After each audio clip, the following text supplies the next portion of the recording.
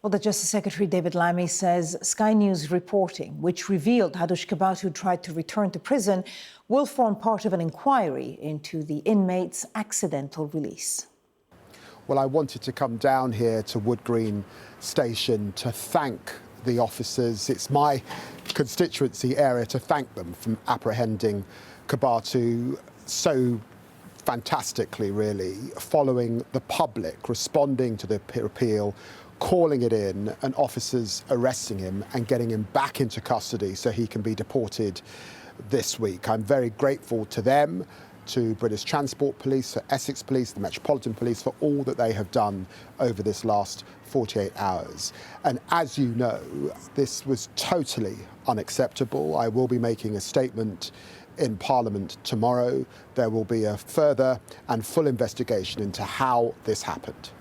You say he will be deported. There is a flight tonight from Heathrow to Addis Ababa at 8:15 p.m. Will he be on that flight? And if not, why not?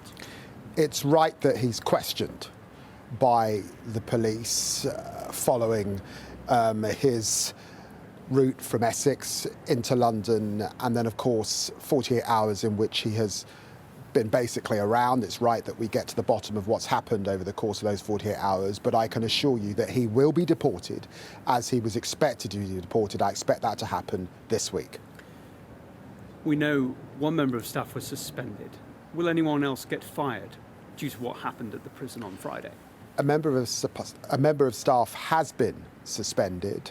And it's right that there is a full independent inquiry into what has happened, and I'll be announcing that to Parliament tomorrow and going into details about that terms of reference. We need to get to the bottom of how this happened and why it happened. And of course, on behalf of the public, I want to be reassured that it won't continue to happen, and that the systems that we put in place, the checks and balances, are there to reassure the public.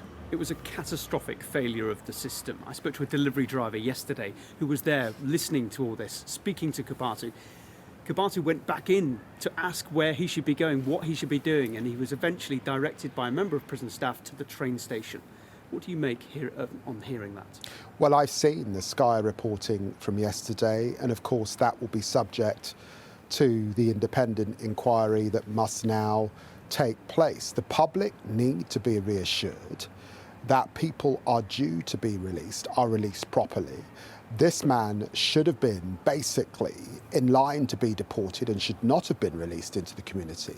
That should not have happened. Of course, many, many thousands of people are released from prison in our system every year, and that passes without any fault. But that this happened, and that it's happened before, does need a proper inquiry. You say many are released without fault, but the figures are rising. 262 prisoners released in error like this in the period between March 2024 and March 2025, when Labour have been in government.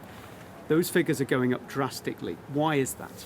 You will know that we inherited a system that was collapsing, in which the previous government was releasing people early without any scrutiny at all, in which officers were cut.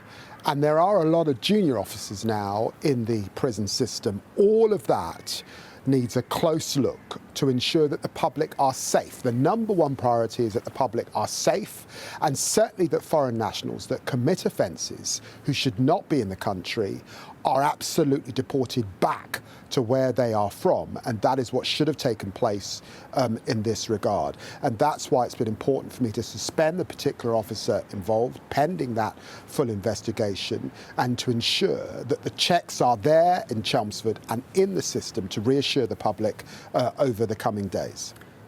There is a schoolgirl in Epping in Essex who was the victim of Hadush Kebatu. What do you say to her directly about what's happened?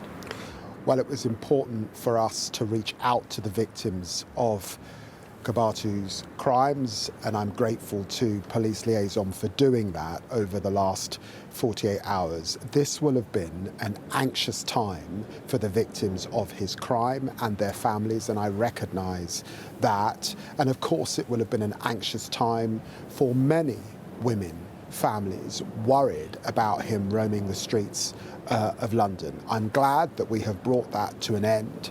We must do all we can to continue to keep the public safe.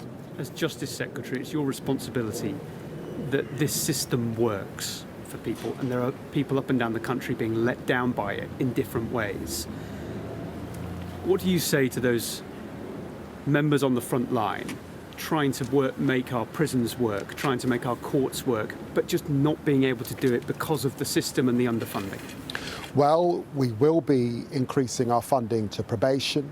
We will ensure that there are more prison places, 14,000 extra prison places over this next period.